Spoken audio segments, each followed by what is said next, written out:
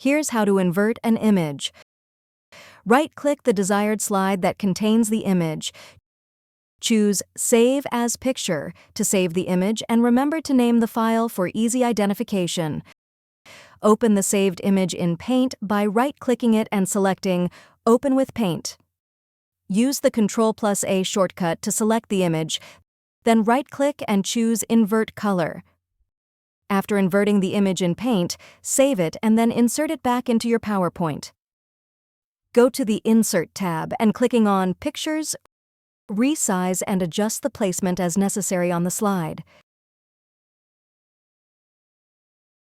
If you found this video helpful, please click the like button and subscribe to our channel for even more helpful tutorials.